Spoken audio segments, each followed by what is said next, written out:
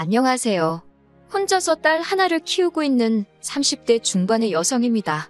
남편과 이혼한 지 벌써 반년이 넘었네요. 이제는 좀 괜찮아진 것 같다가도 한 번씩 속에서 우라가 치밀어 올라옵니다. 그럴 때면 이불 속에 들어가 숨죽여 펑펑 울기도 하고 뒷산에 올라 소리를 지르기도 했는데 오늘은 한번 일기처럼 적어보려고요. 남편이 저에게 프로포즈를 할 당시에 저를 다른 이름으로 부른 적이 있어요. 그때 너무 수치스럽고 속상한 마음에 결혼이고 뭐고 필요 없다고 다 뒤집어 엎어버리자고까지 했습니다. 남편이 저에게 프로포즈를 하려고 참고했던 영화의 주인공 이름과 헷갈렸다며 울며빌며 변명을 했지만 저는 받아주지 않았어요.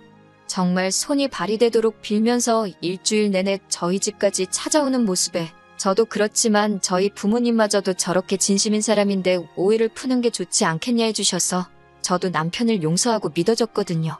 그런데 이런 더러운 꿍꿍이가 있을 거라고는 상상도 하지 못했습니다. 여자로서 결혼식에 대한 환상도 있었고 친정 부모님 역시 하나뿐인 딸의 결혼식을 위해 많은 것을 해주고 싶어 하셨지만 시부모님께서는 예전에 사업에 실패하신 이후로 지인분들과 사이가 좋지 못하시다며 가까운 친지들만 불러 작은 결혼식을 했으면 좋겠다고 하셨습니다. 대신 신혼집은 시댁에서 마련해줬어요. 지은 지 얼마 안 돼 보이는 작은 빌라였는데 안에는 이미 가전제품과 가구까지 다 갖춰져 있었습니다. 한마디로 몸만 들어가서 살면 되는 상황이었습니다. 시댁에서 이 정도로 배려를 해주시니 저희 집에서도 결혼식에 대해서 어느 정도 양보를 하는 쪽으로 결론이 났었어요. 결혼하고 얼마 지나지 않아 저는 임신을 했습니다. 예정보다 빠른 임신이라 놀라기는 했지만 기쁜 마음이 더 컸지요. 임신 사실을 확인하고 얼마 뒤 저의 임신을 축하하기 위해 아주버님네 부부와 신혼의 부부까지 온 가족이 시댁에 모여 함께 점심을 먹게 되었습니다. 엄연히 서열상 제가 막내이다 보니 아무리 시어머니께서 가만히 있으라고 하셔도 마음이 편치가 않더라고요. 그런 부담감 때문인지 점심을 먹고 얼마 지나지 않아 속이 점점 불편해졌습니다. 어떻게든 시댁 화장실에서 토하는 상황은 피하고 싶었기에 저는 조심스레 작은 방으로 들어갔습니다. 잠깐 누워서 쉬려는 생각이었어요. 방에 선풍기도 없고 갑갑해서 창문을 아주 살짝 열어놓고 한쪽에 누워 있었는데 얼마 지나지 않아 두런두런 말소리가 들려오더라고요. 들어보니 신우와 남편의 목소리였습니다. 제대로 들리지는 않았지만 신우가 잘 보고 왔냐고 남편에게 묻더라고요. 앞으로는 어떻게 할 거냐는 질문도 했고요. 남편은 얼마 전에 만났는데 잘 크고 있더라며 자기도 머리가 아프다고 하더라고요. 도대체 무슨 이야기인지 종잡을 수가 없어서 귀를 기울이려던 순간 시어머니가 방에 들어오셨습니다. 두 사람의 대화는 그렇게 끝이 났고요. 시간이 흘러 저는 딸을 출산했습니다. 정확히 말하면 조산이었어요. 원래도 몸이 약한 편이었는데 임신을 하면서 체력이 심하게 떨어졌거든요. 결국 회사에서 회의를 하던 도중 기절을 했고 그대로 응급실에 실려가 조산을 하고 말았습니다. 그래도 다행히 건강한 딸아이가 태어났고 모든 가족으로부터 넘치는 축하를 받았어요. 고생과 시련은 끝났고 이제 남편과 딸, 우리 셋의 행복한 인생 이막이 시작되었다고 믿었습니다. 정말이지 그때만 해도 제가 이런 사연의 주인공이 될 줄은 상상도 못했네요. 딸이 막 또를 지났을 때의 일입니다.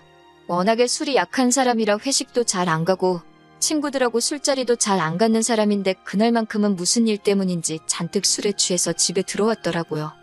몸도 제대로 못 가누는 남편을 간신히 소파에 눕히고 옷을 갈아입히다가 남편의 지갑을 우연히 보게 되었습니다. 현금은 얼마나 가지고 다니나 궁금하기도 했고 별다른 뜻은 없었어요. 지갑에는 사귈 때 주었던 제 증명사진이 여전히 들어있더군요. 딸 돌잔치 때 셋이 찍은 사진으로 바꿔 끼워 놓아야겠다 싶어서 제 증명사진을 꺼냈습니다. 그런데 제 증명사진 뒤에 어떤 아기 사진이 있더라고요. 남편과 꼭 빼닮은 아기였지만 남편이라고 생각하기엔 요즘 사진이었어요. 뭔가 쎄한 기분이 들었지만 술에 취해 잠든 남편에게 물어볼 수가 없어서 다음날 물어봐야겠다 생각하고 기다렸습니다. 이튿날 숙취로 괴로워하는 남편에게 그 사진을 보여주며 누구냐고 물었습니다. 남편은 잠깐 당황한 듯 하더니 이내 저에게 시조카도 못 알아보냐고 하더군요. 신우에게는 8살 난 아들이 있는데 그 아이 어렸을 때 사진이라는 거예요. 신우랑 남편이 많이 닮기는 했지만 신우 아들하고 남편은 별로 닮지 않았거든요. 하지만 남편은 계속해서 첫 조카라서 애뻐서 가지고 다녔을 뿐이라며 저더러 도대체 왜 남의 지갑을 뒤졌냐고 화를 내더라고요. 그렇게 화를 내는 남편의 모습이 낯설어서 아무 대꾸도 안 하고 있으니 혼자 씩씩거리다가 사진을 쓰레기통에 버리고는 출근한다며 아침도 안 먹고 집을 나가더라고요. 황당한 저는 잠깐 넋이 나간 기분이었지만 금세 정신을 차렸고 왠지 모를 찝찝함에 남편이 버린 사진을 쓰레기통에서 다시 꺼냈습니다. 며칠 뒤 시어머니의 생신을 축하하기 위해 온 식구가 모인 날이었습니다. 저는 시조카에게 문제의 그 사진을 보여주며 이거 너라는데 이런 사진 본 적 있냐고 물어봤어요. 시조카는 고개를 갸웃거리며 처음 보는 사진이라면서 자기가 이렇게 생겼었냐고 오히려 저에게 역으로 묻더라고요. 그러더니 홀랑 제 손에 있던 사진을 들고 신우한테 달려갔습니다. 고지어 부엌에 있던 신우가 깜짝 놀라는 표정을 짓더니 저에게 다가와서는 이 사진은 어디서 났냐고 물었습니다. 남편 지갑에서 찾았다니까 신우는 혼잣말처럼 미쳐서를 몇 번 되뇌이더니 이건 자기 아들 사진이 맞다며 자기가 가져간다고 하더군요. 본인 아들 사진이라는데 안 준다고 할 수도 없더라고요. 그리고 시간이 흘러 딸이 두돌이 되었을 때입니다. 저는 원래부터 하나만 낳아 잘 키우자는 주의였기에 둘째를 갖는 건 생각조차 해본 적이 없었어요. 그런데 남편이 어느 날 갑자기 입양 이야기를 꺼내더라고요. 외동으로 키우면 딸이 너무 외롭지 않겠냐는 둥, 이기적으로 자랄지도 모른다는 둥, 말도 안 되는 핑계를 대면서 저를 설득하려고 들었습니다. 저는 머리 검은 짐승은 거두는 게 아니라는 말도 모르냐면서 당연히 안 된다고 했습니다. 그러자 시어머니까지 나서선 너희가 돈이 없는 것도 아니고 불쌍한 애 걷어서 새로운 삶을 살게 해주면 얼마나 의미 있는 일이냐며 자꾸 입양하기를 강요하시더라고요. 그렇게 한 2주 가까운 시간 동안 사람을 얼마나 볶아대는지 정말 노이로제에 걸릴 지경이었습니다. 입양에 집착하는 남편과 시어머니를 보고 있으니 자꾸 기분 나쁜 생각이 들었습니다. 혹시 남편한테 내가 모르는 숨겨진 아이가 있는 건 아닐까 그런 끔찍한 상상까지 들더군요. 결국 고민 끝에 나름의 해결책을 생각해냈습니다. 제가 아이를 직접 고르겠다고 했을 때 남편이 어떻게 나올지 보고 마음을 정하는 걸로요. 저는 남편에게 그럼 같이 고아원에 가보자고 했습니다. 제가 키워야 되는 아이니까 제가 고르겠다고요. 그러자 남편은 그건 또 싫다고 하더군요. 자기 성씨를 따르고 자기 집안 호적에 오를 아이인 만큼 이번만큼은 며느리인 제 의견보다는 시부모님과 자기 의견이 더 중요한 것 같다면서요. 말도 안 되는 남편의 고집에 그러면 입양은 없던 걸로 하자고 했습니다. 만약에 이때 남편이 계속해서 저를 설득하려고 들었다면 저도 여기까지는 오지 않았을 겁니다. 그 무렵에 이미 남편과의 관계를 정리하는 쪽으로 결론을 내렸을 수도 있고요. 하지만 남편은 제가 입양은 없었던 걸로 하자니까 순순히 그러자고 자기도 사실은 내키지 않았다며 한 발 뺐습니다. 그런 남편의 모습에 저는 솔직히 안도감까지 느꼈습니다. 정말로 자기 자식이었다면 그렇게 쉽게 포기할 리 없다는 확신이 있었으니까요. 그렇게 다시 아무 일도 없었던 듯이 평화로운 날들이 흘러갔습니다.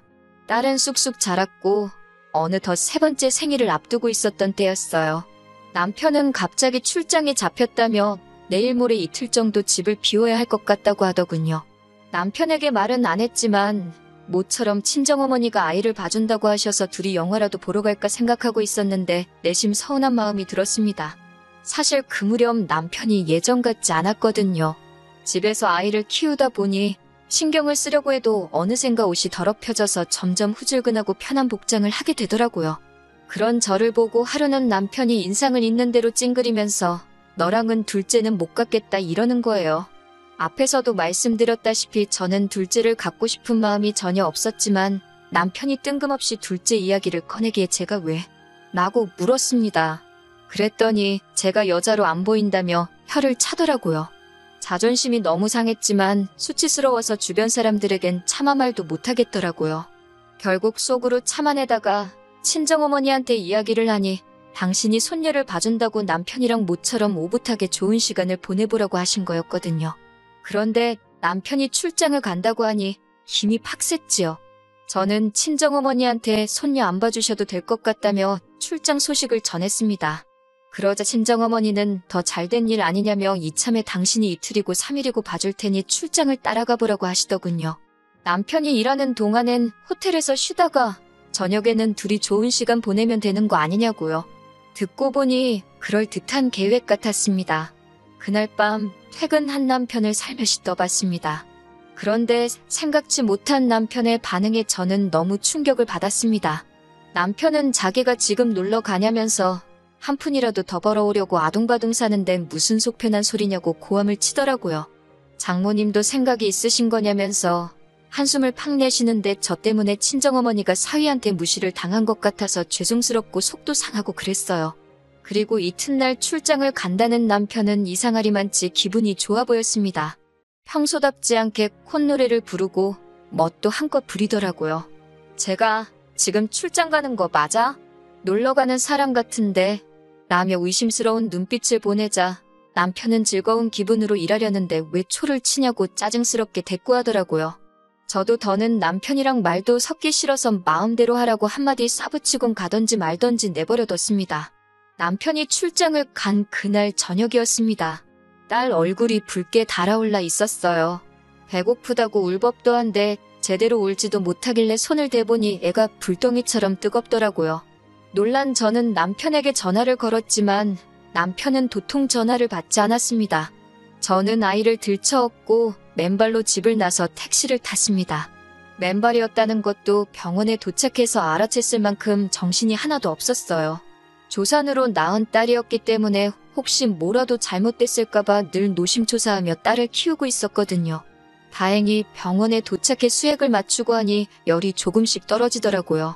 어느 정도 위급한 상황을 넘기고 나서 저는 다시 한번 남편에게 전화를 걸려는 그때 남편으로부터 영상전화가 걸려왔습니다. 전화를 받으니 남편이 아니라 웬 남자아이가 화면에 나타나더군요. 황당해서 넌 누구냐고 물으니 아이도 놀랐는지 아빠를 외치더라고요. 곧 이어 낯익은 목소리가 전화기 너머로 들려왔습니다. 남편이었어요. 남편은 너무 자연스럽게 왜 그러냐며 아이에게 대꾸를 해주고 있었어요. 손이 덜덜 떨려서 금방이라도 핸드폰을 놓칠 것만 같았고 그 순간 어떤 여자가 제 남편에게 자기야 하고 부르더라고요. 곧 남편의 얼굴이 화면에 떴고 남편은 정말 크게 놀란 듯 전화를 끊어버렸습니다. 10분 정도 흘렀을까 남편에게 다시 전화가 걸려왔지만 저는 도저히 받을 용기가 나지 않았어요. 그리고 이틀 동안 출장으로 집을 비울 거라던 남편은 이튿날 아침 집에 돌아왔어요. 남편은 제 눈치를 살피더니 아무것도 안 물어보냐고 묻더라고요. 남편에게 지금 무엇을 물어본들 정직하게 대답해 줄 것 같지 않았기에 저는 남편을 한번 힐끗 바라보고는 아무 말도 하지 않았습니다. 철저하게 무시해버렸어요.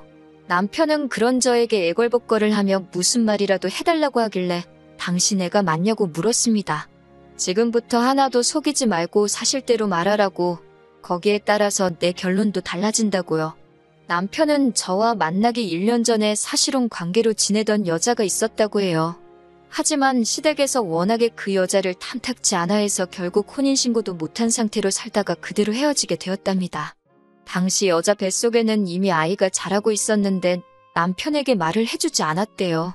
그렇게 여자와 헤어지고 얼마 지나지 않아 저를 만나게 되었고 저에게 프로포즈를 하기 며칠 전 그 여자에게 연락이 와서 한번 만나게 되었답니다. 여자는 그때 아이를 데리고 나와 남편에게 당신 아이라고 말을 했고요. 남편은 믿을 수 없었기에 친자검사까지 했고 그 결과는 99.99% 일치였다고 했어요. 남편은 점점 차분한 목소리로 평정을 되찾아가며 저에게 하나씩 고백하고 있었습니다. 그런데 지금 그 여자가 재혼을 하고 싶다면서 지금까지 자기가 아이를 키웠으니 그 시간만큼 이번엔 남편더러 아이를 키우라고 했다는군요. 저를 설득해서 입양을 해볼까도 했지만 그건 차마 저한테 못할 짓인 것 같았고 그 와중에 아빠의 존재를 알게 된 남자아이가 하도 아빠 보고 싶다고 타령을 해서 이번에도 내려갔던 거라면서 오해하지 말랍니다. 그 여자와는 더 이상 아무 사이도 아니라고요. 하지만 남편 말을 고지고대로 믿을 수는 없었지요. 저는 왜 처음부터 솔직하게 말하지 않았냐고 물었고 남편은 그랬다면 제가 자기와 결혼했겠냐면서 저를 포기할 수 없었답니다. 사실 남편의 말에 거짓이 있든 없든 더 이상 저는 관심이 없었어요. 마지막으로 혹시 당신 말고 시댁 식구들 모두 이 일을 알고 있냐고 물으니 묵묵부답이더군요. 모두가 한마음 한뜻으로 저를 바보 취급한 거나 마찬가지라고 제가 울분을 토하니 다들 저에게 상처를 주기 싫어서 그런 거랍니다. 그러면서 저더러 원한다면 다신 그 여자도 아이도 만나지 않겠다며 한 번만 용서해주면 안 되겠냐고 하더군요. 저는 당분간 친정에 머물면서 생각할 시간을 갖겠다고 했습니다. 다행히 딸아이가 친정에 있었기 때문에 남편에게 악을 써가면서 화를 낼 수 있었네요. 친정에 도착하자마자 저는 짐을 내려놓고 바로 다시 강남으로 향했습니다. 그쪽에 일 잘하는 이혼 전문 변호사들이 많다고 들었기 때문이지요. 다행히 저와 상담을 진행해 주신 변호사께서 이건 남편이 고의로 속였기 때문에 이혼이 아니라 혼인무효 소송을 해야 한다고 하더군요. 제가 이길 가능성이 상당히 높고 위자료도 받을 수 있으며 양육권도 가져오자고 희망을 주셨습니다. 다행히 저는 친구나 가족들과 주고받은 이야기를 잘 지우는 편이 아니에요. 핸드폰을 뒤져보니 사귈 때부터 자기가 혼자임을 강조한 남편의 문자 메시지부터 그 여자랑 주고받은 아들에 대한 양육 이야기까지 증거가 수두룩 빽빽이더군요. 덕분에 6개월 만에 남편과의 악연을 정리할 수 있었습니다. 게다가 딸에 대한 양육비와 별개로 위자료도 2,500을 받아낼 수 있었습니다. 딸아이가 혼인 후에 출생아가 된 점은 가슴에 사무칠 만큼 속상했지만 딸도 언젠가는 이 엄마의 마음을 이해해 주리라 믿는 수밖에 없었네요. 남편은 지금도 미안하다고 종종 사과의 뜻을 담은 장문의 문자를 보내오곤 합니다. 자기에게 영원한 사랑은 저 하나뿐이라면서 언제든 용서가 되면 돌아와 달라고요. 제가 여자로 보이지 않는다고 하자마자 그 여자랑 알콩달콩 두 집 살림 해가며 지내놓고는 거짓말을 하려거든 입에 침이나 바르고 하라고 한마디 해줬네요.